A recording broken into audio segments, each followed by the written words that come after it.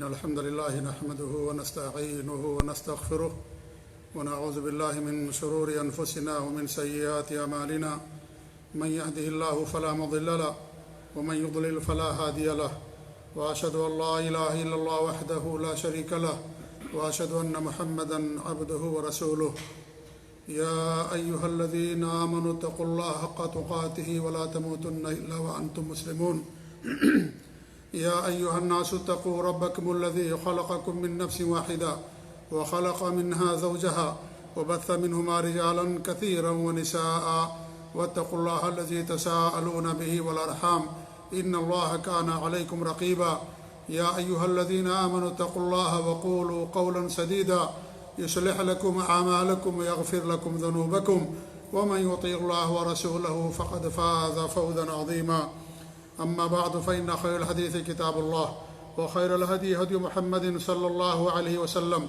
وشر الأمور محدثاتها وكل محدثة بدعة وكل بدعة ضلالة وكل ضلالة في النار فأعوذ بالله السميع العليم من الشيطان الرجيم بسم الله الرحمن الرحيم قل إن كنتم تحبون الله فاتبعوني يحببكم الله ويغفر لكم ذنوبكم والله غفور رحيم وقال رسول الله صلى الله عليه وآله وسلم من أحدث في أمرنا هذا ما ليس منه فهو رد وفي رواية أخرى من عمل عملا ليس عليه أمرنا فهو رد رواه الإمام بخاری و مسلم فی صحیحہما۔ معزز دینی بھائیوں، بزرگوں اور دوستوں، شعبان کی آج 13 تاریخ ہے۔ شعبان کے اسی مہینے میں اس کی 15ویں تاریخ کو یا 15ویں رات کو ہمارے ملکوں میں بڑا ہی اہتمام کیا جاتا ہے۔ اس رات کو لوگ جاگتے ہیں، قبروں کو جا کر کے اجتماعی زیارت کرتے ہیں، اجتماعی نماز کا اہتمام ہوتا ہے، قرآن کی تلاوت کا اہتمام ہوتا ہے، خصوصیت کے ساتھ صدقات و خیرات کیے جاتے ہیں۔ مرد اور عورتیں اور بچے پوری رات جا کر کے یا رات کا اکثر حصہ جا کر کے قبرستان میں گزارتے ہیں اور قبرستان میں پھول اور مالائیں قبروں پر چڑھاتے ہیں، گھروں کو سجاتے ہیں، قمقمے لگاتے ہیں، مسجدوں میں بھی قمقمے لگائے جاتے ہیں، مسجدوں کو سجایا جاتا ہے اور ایسا ماحول ہوتا ہے کہ بھیڑ بھاڑ افراتفری کا ماحول، اور لوگ اہتمام کے ساتھ باقاعدہ گھروں سے نکلتے ہیں اور اجتماعیت کے ساتھ جماعت کے ساتھ مسجدوں میں جا کر کے نماز ادا کرتے ہیں۔ اگر وہ شہر مسلمانوں کا شہر ہے تو صورتحال یہ ہوتی ہے کہ اگر آپ دن کے شروع حصے میں یا دوپہر سے پہلے اگر آپ کو کسی جگہ جانا ہے، اگر آپ نہیں جا سکے، رات ہونے کے بعد یا سورج غروب ہونے کے بعد آپ کا اپنی جگہ سے دوسری جگہ جانا بڑا دشوار ہو جاتا ہے، راستے فل ہو جاتے ہیں، باقاعدہ پولیس لگائی جاتی ہے، راستہ جام ہو جاتا ہے، ٹریفک جام ہو جاتا ہے، یہ صورتحال ہوتی ہے۔ اتنا لوگ جشن مناتے ہیں، اتنا خوشی کا لوگ اظہار کرتے ہیں۔ بڑے افسوس کی بات ہے میرے بھائیوں کہ انسان کس قدر بدعت کرتا ہے اور بدعت کرنے میں کس قدر چاق و چوبند اور خوش ہوتا ہے۔ آپ ذرا غور کیجئے کہ رمضان میں شب قدر آتی ہے، گزر جاتی ہے اور اس کا کوئی اہتمام ہمارے ملکوں میں لوگ نہیں کرتے۔ کتنے لوگوں کو پتہ ہی نہیں ہوتا ہے کہ شب قدر کب آتی ہے، کن راتوں میں آتی ہے، اور یوں ہی گزر جاتی ہے، لوگوں کو پتہ تک نہیں چلتا۔ نہ لوگ اس راتوں کو جاگتے ہیں، نہ اس رات جو ہے اور کوئی عبادت کی جاتی ہے، بلکہ وہ رات گزر جاتی ہے، لوگوں کو پتہ بھی نہیں چلتا ہے۔ لیکن یہ رات جسے ہمارے ملک میں لوگ شب برات کہتے ہیں، حالانکہ شب برات کا لفظ نہیں آیا ہوا ہے۔ شب برات، شب یہ فارسی لفظ ہے، برات یہ عربی لفظ ہے۔ اس کا معنی یہ ہوا عربی میں لیلۃ البراءہ، برات والی رات، یہ نام لوگوں نے دے رکھا ہے۔ حالانکہ اس رات کا جو ذکر ہے حدیث کے اندر وہ شعبان کی 15ویں رات کا ذکر ہے۔ کہیں پر بھی لیلۃ البراءہ کا نام نہ قرآن میں آیا ہے نہ ہی حدیث کے اندر آیا ہوا ہے۔ لوگ بڑا اہتمام کرتے ہیں، راتوں کو جاگیں گے، خوب اس کا اہتمام کریں گے اور اس کے تعلق سے ایک فسانہ، ایک من گھڑت بات لوگوں کے اندر مشہور کر دیا گیا، وہ یہ کہ یہ رات کیا ہے؟ جہنم سے برات والی رات ہے، جہنم سے آزادی والی رات ہے۔ اس لیے اس رات کو لوگ خصوصی طور پر نمازوں کا اہتمام کرتے ہیں۔ حالانکہ سب کو معلوم ہے کہ سب سے زیادہ وہ راتیں جن میں اللہ رب العالمین لوگوں کو جہنم سے آزاد کرتا ہے وہ رمضان کے مہینے میں ہوتا ہے۔ رمضان کی راتوں میں اللہ تعالیٰ لوگوں کو جہنم سے آزاد کرتا ہے، اور عرفہ کے دن سب سے زیادہ لوگوں کو جہنم سے آزاد کیا جاتا ہے، جیسا کہ حدیثوں کے اندر آتا ہے۔ لیکن شعبان کی 15 تاریخ یہ آزادی والی رات نہیں ہے کہ جہنم سے آزاد کیا جاتا ہو، ایسی کوئی حدیث نہیں آتی ہے۔ یہ اصل میں ایک افسانہ بنایا گیا، ایک من گھڑت بات بنائی گئی، جھوٹی داستان گڑھی گئی، اس لیے یہ مشہور کیا گیا، ورنہ یہ رات جہنم سے آزادی والی رات نہیں ہے۔ شب برات کہنے کی اصل وجہ کیا، حقیقت کیا ہے؟ وہ یہ ہے کہ شعبان کی 14 تاریخ رافضیوں کے 12ویں امام کی ولادت کی تاریخ ہے ان کے عقیدے کے مطابق۔ رافضی جنہیں شیعہ کہا جاتا ہے، جو صحابہ کے دشمن ہیں، قرآن میں بھی تعریف کے قائل ہیں، اور اس طریقے صحابہ کرام کو گالیاں دیتے، انہیں کافر قرار دیتے ہیں، ان لوگوں کے عقیدے کے مطابق شعبان کی 14ویں تاریخ ان کے 12ویں امام کی ولادت کا دن ہے، ولادت کی تاریخ ہے۔ وہ لوگ کیا کرتے ہیں؟ اس رات جشن مناتے ہیں، خوشی مناتے ہیں، اور ان کا یہ بھی عقیدہ ہے کہ جو اصلی قرآن ہے ان کا 12واں امام لے کر کے غار میں چھپ گیا ہے، اس لیے وہ شعبان کی 15 تاریخ کو شب برات مناتے ہیں۔ شب برات کس معنی میں؟ کہ جو قرآن ہے اس سے بیزاری کا اظہار کرتے ہیں، اور اپنے امام غائب سے یہ التجا کرتے ہیں، درخواست کرتے ہیں کہ امام صاحب آپ کیا کیجئے، وہ قرآن لے کر کے آ جائیے، اور جو قرآن آپ کے پاس محفوظ ہے اس کو لے کر کے دنیا کے اندر آ جائیے۔ اس لیے شعبان کی 15ویں رات کو لوگ شب برات مناتے ہیں۔ شب برات کا مطلب ہوا بیزاری والی رات، یعنی یہ قرآن جو ہمارے پاس موجود ہے، یہ قرآن، اس سے بیزاری کا اعلان کرتے ہیں، اور اپنے امام کے پاس خط لکھتے ہیں باقاعدہ کہ امام صاحب اب آپ آ جائیے دنیا کے اندر، آپ کے دنیا میں آنے کا وقت آ گیا ہے، اب آپ وہ قرآن جو آپ کے پاس محفوظ ہے اسے لے کر کے دنیا کے اندر آ جائیے۔ یہ لوگ کیا کرتے ہیں؟ خط لکھتے ہیں، تحریر سمندر میں، ندی میں، نالے میں، تالاب میں، دریا میں ڈالتے ہیں، اور یہ سمجھتے ہیں کہ ہمارا یہ خط ہمارے امام کے تک پہنچتا ہے۔ یہ ہے اصل کہانی اس شب برات کی، یہ ہے اصل حقیقت۔ لیکن اگر اس کو وہ لوگ کہتے تو ظاہر بات ہے لوگ جو سنی مسلمان ہیں اس بدعت کو نہیں مناتے، اس لیے انہوں نے جھوٹی بات گڑھی، جھوٹی داستان بنائی، اور جھوٹی داستان کیا بنائی کہ یہ اس رات جہنم سے اللہ تعالیٰ لوگوں کو آزاد کرتا ہے۔ اب یہ بات سن کر کے ہر آدمی خوش ہو جاتا ہے کہ چلو بھائی اس رات جہنم سے آزاد کیا جاتا ہے، لہذا چلو ہم عبادت کریں گے، نماز پڑھیں گے، قرآن کی تلاوت کریں گے، اور خیر کا کام کریں گے، نیک کام کریں گے، یہ کہہ کر کے لوگ اس رات کو جشن مناتے ہیں۔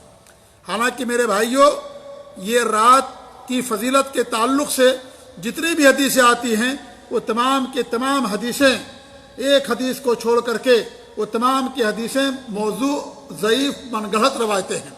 ایک حدیث کے بارے میں علماء کا اختلاف ہے، اکثر علماء اس بات کے قائل ہیں کہ وہ بھی صحیح نہیں ہے، لیکن کچھ علماء اس بات کے قائل ہیں کہ وہ حدیث صحیح ہے۔ اور وہ حدیث کون سی ہے؟ وہ حدیث یہ ہے کہ اللہ رب العالمین شعبان کی 15ویں تاریخ کو بندوں کے اعمال پر مطلع ہوتا ہے، اور مشرک اور کینہ پرور کے سوا سب کے گناہوں کو اللہ تعالیٰ معاف کر دیتا ہے۔ اس حدیث کے صحیح ہونے میں، ضعیف ہونے میں علماء کے اختلاف ہے، شدید اختلاف ہے۔ بہت سارے علماء کہتے ہیں کہ حدیث ضعیف ہے اور یہ حدیث صحیح نہیں ہے، لیکن کچھ علماء کہتے ہیں کہ حدیث صحیح ہے۔ چلے ہم صحیح مانتے ہیں کہ حدیث صحیح ہے، لیکن اس رات کی فضیلت ثابت ہونے سے کیا اس رات عبادت کرنے کا بھی ثبوت ملتا ہے؟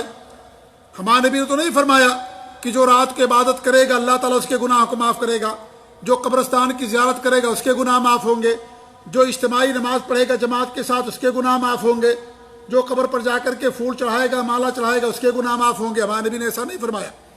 ہمارے نبی نے فرمایا کہ ہر آدمی کے گناہ کو مشرک اور کینہ پرور کے سوا سب کے گناہوں کو اللہ تعالیٰ معاف کر دیتا ہے۔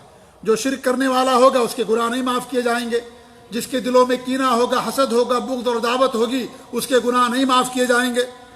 جو اللہ تعالیٰ کے ساتھ شرک کرنے والا ہو، کوئی بھی ہو، اللہ تعالیٰ اس کو معاف نہیں کرے گا۔ یہ حدیث کے اندر بیان کیا گیا۔ یہ تو نہیں کہا کہ جو عبادت کرے گا، نماز پڑھے گا، اسی کے گناہ معاف ہوں گے۔ تو مان لیجئے تھوڑی دیر کے لیے کہ اس رات کی فضیلت ثابت ہے، لیکن کیا فضیلت ثابت ہونے سے اس رات عبادت کرنے کا بھی ثبوت ملتا ہے؟ میں ایک مثال دے کر کے آپ کو سمجھاؤں۔ آج جمعہ کا دن ہے نا، جمعہ کے دن کی بڑی فضیلت ہے، بڑی فضیلت والا دن ہے۔ جمعہ سارے ہفتے کا سردار ہے۔ جمعہ کے دن ہم کیا کرتے ہیں؟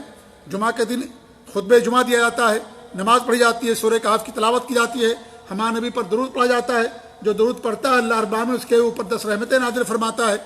جمعہ کی نماز ہوتی ہے، اور اسی دن عصر کے وقت میں ایک ایسا وقت آتا ہے، ایسی گھڑی آتی ہے کہ جو کھڑا ہو کر کے اللہ تعالیٰ سے دعا کرتا ہے، اللہ تعالیٰ اس کی دعا قبول فرماتا ہے۔ یہ ساری فضیلتیں اس کی ثابت ہیں۔ اسی دن قیامت بھی قائم ہوگی، اسی دن جنت سے نکالے گئے حضرت آدم علیہ السلام، ٹھیک ہے؟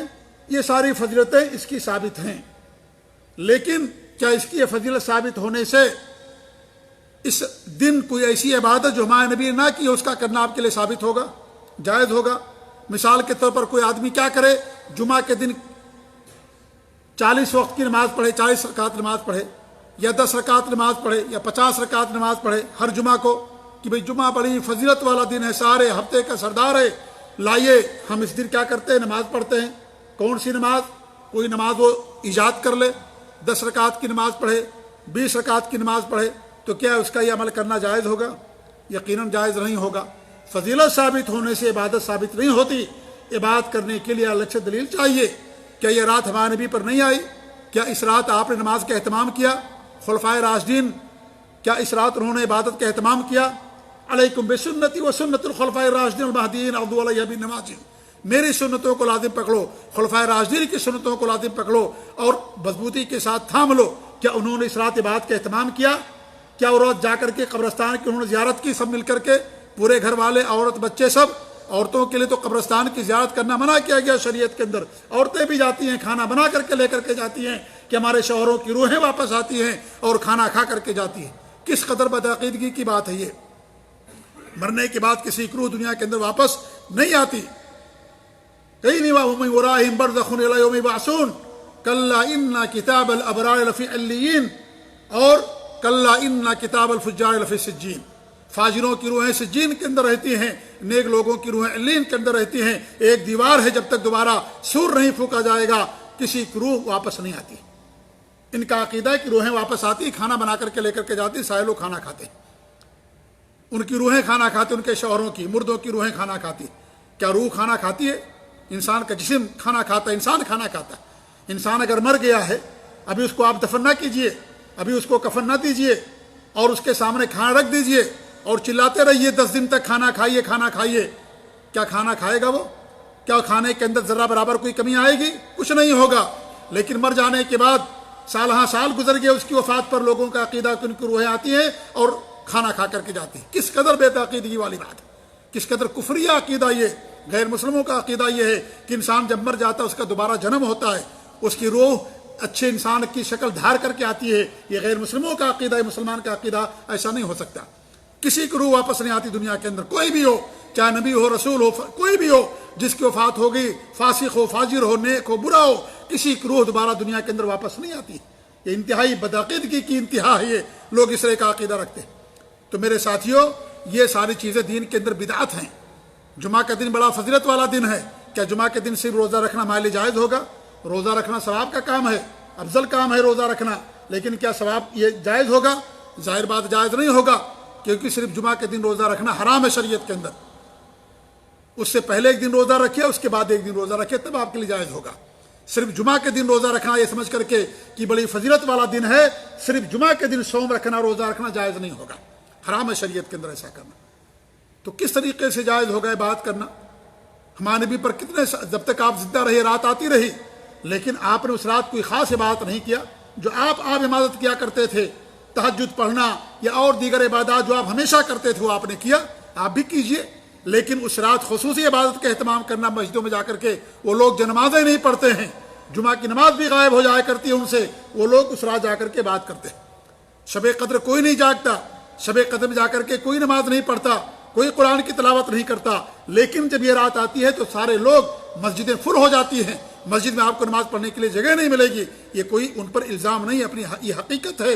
آپ نے بھی دیکھا ہوگا، ہم نے بارہا دیکھا ہے کہ ہمارے ملک میں لوگ اس طریقے سے کرتے ہیں۔ تو میرے بھائیو، یہ بدعت ہے، یہ حرام ہے شریعت کے اندر۔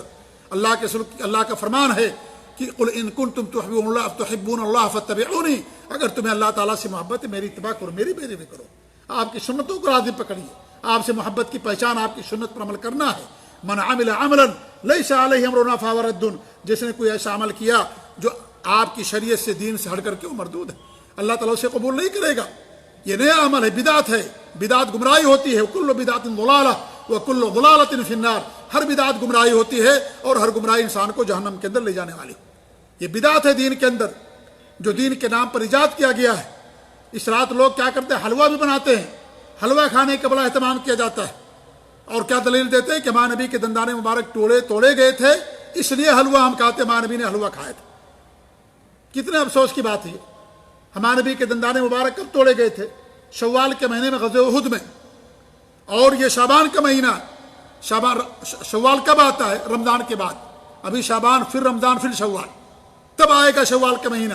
اور شعبان کی 15 تاریخ کو یہ عمل کیا جاتا ہے، لوگ حلوہ بناتے ہیں، قسم قسم کے حلوے، اتنے قیمتی حلوے، سارے نٹ، سارے فروٹس، ڈرائی فروٹس ملا کر کے حلوہ بنایا جاتا ہے، اور سنت سمجھ کر کے لوگ اس کو کھاتے ہیں۔ کس قدر یعنی سنت کا مذاق اڑایا جاتا ہے۔ ایک اور جھوٹی کہانی گڑھی گئی اس کے تعلق سے، افسانہ گڑھا گیا، وہ یہ کہ وہ اس قرنی رحمۃ اللہ علیہ نے اپنے دانت توڑ لیے تھے، نعوذ باللہ من ذالک۔ یہ کیا سنت ہے دانت توڑنا؟ کہ ہمارے نبی کا عمل ہے دانت توڑنا؟ ہمارے نبی کے دانت توڑے گئے تھے، آپ نے خود نہیں توڑا تھا۔ یہ سنت نہیں ہے، یہ دین نہیں کہتا کہ آپ نے انگلی کاٹ لو، اپنے ہاتھ کاٹ لو، اپنے پاؤں کاٹ لو، اپنی آنکھ نکال لو، آپ اپنے دانت توڑ لو، ناک کاٹ لو۔ کیا یہی نبی کی سنت ہے؟ کیا نبی کی تعلیم یہی ہے؟ یہ سب امانت ہے، پورا جسم اللہ تعالیٰ سے، اللہ تعالیٰ اس کے بارے میں قیامت کے دن سوال کرے گا۔ افسانہ ہے، یہ جھوٹ ہے، یہ وہ اس قرنی رحمۃ اللہ علیہ پر کہ انہوں نے اپنے دانت توڑ لیے تھے۔ یہ سنت نہیں دانت توڑنا، ہمارے نبی نے دانت خود نہیں توڑے تھے، ہمارے نبی کے دانت توڑے گئے، دشمنوں نے دانت توڑا تھا، کفار نے آپ کے دانت توڑے تھے غزوہ احد کے اندر، آپ نے خود دانت نہیں توڑے تھے۔ اگر کوئی خود دانت توڑتا، اپنے ہاتھ انگلی کاٹتا، یہ حرام کام کرتا ہے، اللہ تعالیٰ کی اس نعمت کی ناشکری اور ناقدری کرتا ہے۔ اور اویس قرنی جیسے تابعین کے سردار، نیک، بہت ہی افضل انسان سمجھ لیجئے، وہ کبھی ایسا نہیں کر سکتے۔ ان پر الزام ہے، یہ تہمت ہے امام سید تابعین اور کیا نام ہے اویس قرنی رحمۃ اللہ علیہ کے اوپر۔ ایسے جھوٹی داستانیں لوگوں نے بنا کر کے رکھی۔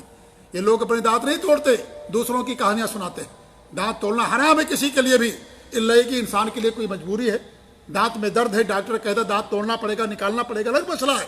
لیکن ایسے ہی بغیر کسی عذر بیماری کے دانت توڑنا اور ہاتھ کاٹ لینا، انگلیاں کاٹ لینا، کہ یہ اسلام کہتا ہے کہ انسان کی عقل گوارا کرتی ہے؟ اللہ نے کس لیے دیا آپ کو دانت، آنکھ اور ہاتھ اللہ نے کس لیے دیے ہیں؟ کیا اس کو ضائع اور برباد کرنے کے لیے؟ قطعاً ایسا نہیں ہے۔ اس لیے میرے بھائی، سب جھوٹی داستانیں لوگوں نے بنا کر کے رکھی ہیں کہ سب حرام ہے ایسا کرنا دین اسلام کے اندر، یہ سب ناجائز ہے کرنا، یہ دین اسلام کے اندر نئی چیز ہے۔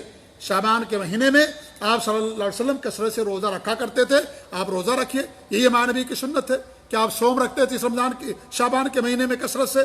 جن لوگوں نے روزہ اب تک نہیں رکھا ہے، رمضان کی روزے کی قضا باقی تھی، ان کو چاہیے کہ رمضان کا مہینہ آنے سے پہلے پہلے اپنے روزوں کی قضا کر لیں، یہ ہے سنت، یہ آپ کیجیے۔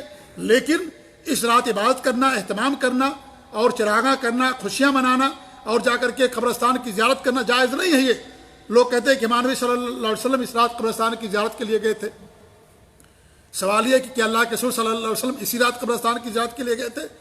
کیا اور رات زیارت کے لیے نہیں گئے تھے؟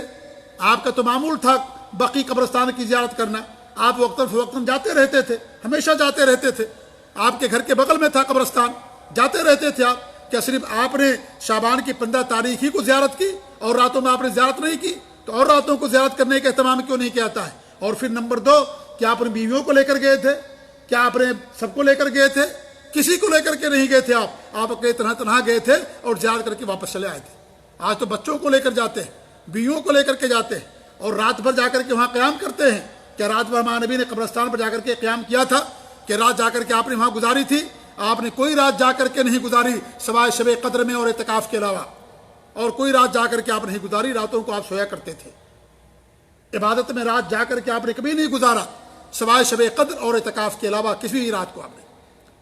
ہمارے نبی نے منع فرمایا ہے کوئی رات میں جاگے اور صبح میں روزہ رکھے، اس سے نبی نے منع فرمایا، اس کی باقاعدہ سنت کی دھجیاں ہو جاتی ہیں۔ راتوں کو لوگ جاتے ہیں، صبح میں جا کر کے نماز جو ہے روزہ رکھتے ہیں۔ یہ سب کتنی سنت کی مخالفتیں ہو رہی ہیں۔ اس لیے میرے بھائیو ہمارے لیے سنت کافی ہے۔ بدعت سے توبہ کیجیے، بدعتی سے شیطان خوش ہوتا ہے، بدعتی کو قیامت کے دن نبی کے حوض سے پانی نصیب نہیں ہوگا۔ آپ ایسے لوگوں کے لیے سفارش نہیں کریں گے جو انسان بدعت کرتا ہوگا۔ اس لیے بدعتوں سے توبہ کیجیے، سنت ہمارے لیے کافی ہے۔ علیکم بسنتی و سنت الخلفاء الراشدین المہدیین عضوا علیہ بالنواجذ وإیاکم ومحدثات الامور فإن کل محدثۃ بدعہ وکل بدعۃ ضلالہ۔ نئی نئی چیزوں سے بچو، ہر نئی چیز گمراہی ہے، اور نئی چیز انسان کو جہنم کے اندر لے جانے والی۔ دین کو اللہ نے مکمل کر دیا، ہمیں نئی چیزوں کی ضرورت نہیں ہے۔ الحمدللہ الیوم اکملت لکم دینکم واتممت علیکم نعمتی ورضیت لکم الاسلام دینا۔ دین کامل ہے، مکمل ہے، اس میں کسی نئی چیز کی گنجائش نہیں ہے، اس میں کسی نئی چیز کی ذرہ برابر گنجائش نہیں ہے۔ اس لیے میرے بھائی سے توبہ کیجیے، اپنے اہل و عیال کو، خاندان والوں، گھر والوں کو بتائیے، یہ معمولی بات نہیں ہے۔ یہ اگر انسان جاہل تھا تو ہو سکتا ہے اس کا چھٹکارا ہو جائے، لیکن علم آنے کے بعد اگر اس پر عمل کرے گا، اپنے گھر والوں کو نہیں بتائے گا، اللہ تعالیٰ کیا اس کی باز پرس ہوگی؟ سوال کیا جائے گا قیامت کے دن، سے پوچھا جائے گا کہ تم اپنے گھر والوں کو کیوں نہیں بتایا جب تمہیں حقیقت کا علم ہو گیا؟ خود آپ نے عقل سے پوچھیے، دماغ سے پوچھیے، کیا ایسا کرنا ہمارے لیے جائز ہو سکتا؟ ہمارے نبی کی سنتیں موجود ہیں، حدیثیں موجود ہیں، پوری زندگی ہمارے سامنے کھلی کتاب کی طریقے سے موجود ہے۔ آپ نے کبھی کوئی ایسا عمل نہیں کیا شعبان کی 15 تاریخ کو، لہذا اس دن اس رات یہ عمل کرنا ہم سب کے لیے حرام و ناجائز ہوگا۔ تو ہمیں چاہیے کہ ہم سنتوں کا اہتمام کریں، سنتوں پر عمل کریں۔ سنت جنت تک پہنچاتی ہے۔ سنت یہ سفینہ نوح ہے، یہ نور اسلام کی کشتی ہے، جس پر سوار ہو جائے گا وہ کامیاب ہو جائے گا۔ اور بدعت جہنم تک پہنچاتی ہے اور جہنم کے دروازے پر جا کر کے انسان کو چھوڑتی ہے۔ اس لیے کبھی بدعت نہ کیجیے۔ اگر آپ روزہ نہیں رکھ سکتے تو روزہ مت رکھیے، روزہ رکھنا سنت ہے، لیکن بدعت کرنا حرام ہے۔ یہ اگر کوئی انسان بدعت کا ارتکاب کرتا ہے، آپ روزہ نہیں رکھیں گے گناہ نہیں ہوگا شعبان کے مہینے میں، لیکن بدعت کریں گے آپ کو گناہ ہوگا، یہ گناہ ہوگا۔ بدعتی سے شیطان کیوں زیادہ خوش ہوتا ہے؟ کیونکہ اس سے توبہ کی امید کم ہوتی ہے۔ وہ بدعت کو ثواب سمجھ کے کرتا ہے، وہ چھوڑنے کے لیے تیار نہیں ہوتا، کہتے ہیں تو ثواب کا کام ہے، کیوں ہم چھوڑیں؟ شیطان نے کس قدر ورغلا دیا ہے، کہتے ہیں سب نیک کام ہے، بھائی بدعت نیک ہی کام کے اندر ہوتی ہے، بدعت گناہوں کے اندر نہیں ہوتی۔ اس لیے میرے بھائیوں، جب تک دلیل نہ ہو، کتاب و سنت سے اس کا ثبوت نہ ہو، سلف سے، صحابہ، تابعین، تبع تابعین سے اس کا ثبوت نہ ہو، اس کا کرنا ہمارے لیے بدعت ہوتا، حرام ہوتا ہے۔ اس لیے اسے توبہ کیجیے، اللہ تعالیٰ نے توبہ کا دروازہ کھول رکھا الحمدللہ، اور اسے اپنے آپ کو بچائیے، اپنے اہل و عیال کو، گھر والوں کو بچائیے۔ سب کو تعلیم دینا آپ کی ذمہ داری ہے۔ صرف آپ کا مقصد یہاں سے پیسہ بھیجنا نہیں ہے کہ پیسہ بھیج دو ہمارا ختم ہو گیا۔ پیسے سے زیادہ اہم ہے آپ کی ذمہ داری کہ اپنے اہل و عیال کو، اپنے آپ کو جہنم سے بچاؤ۔ یا الذین آمنوا قوا انفسکم واہلیکم نارا، اپنے آپ کو، اپنے اہل و عیال کو جہنم سے بچاؤ۔ یہ بڑی ذمہ داری ہے ہماری اور آپ کی۔ اپنے بچوں کی تربیت کرنا، دینی تربیت کرنا، دین کی تعلیم دینا، ان کو سنت پر قائم رکھنا، توحید پر قائم رکھنا، شرک سے، بدعت و خرافات سے بچانا، یہ آپ کی ذمہ داری ہے۔ گھر کے جو ذمہ دار ہے اس کی ذمہ داری ہے۔ کلکم راعٍ وکلکم مسئول عن رعیتہ، تم میں سے ہر آدمی نگہبان ہے، ہر آدمی ذمہ دار ہے، ہر آدمی سے اس کی رعایت کے بارے میں سوال کیا جائے گا۔ عورت سے سوال ہوگا، مرد سے سوال ہوگا، سب سے سوال کیا جائے گا۔ یہ اصل ذمہ داری ہے ہمارے اور آپ کی کہ اپنے گھر والوں کو جہنم سے بچائیں، سنت کی تعلیم دے، توحید کی تعلیم دے، انہیں بدعت و خرافات سے بچائیں۔ یہ سب سے بڑی ذمہ داری ہے۔ اگر یہ ذمہ داری ہم نے ادا کر لی، انشاءاللہ اللہ تعالیٰ کے ہاں کامیاب ہو جائیں گے۔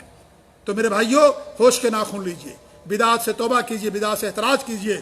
اللہ تعالیٰ سے ہماری دعا ہے کہ اللہ رب العالمین ہمیں سنتوں پر قائم رکھے، اللہ رب العالمین ہمیں ہر بدعت سے بچائے، ہر خرافات سے بچائے، سنتوں پر عمل کرنے کی توفیق دے، توحید پر قائم رکھے اللہ رب العالمین ہم سب کو۔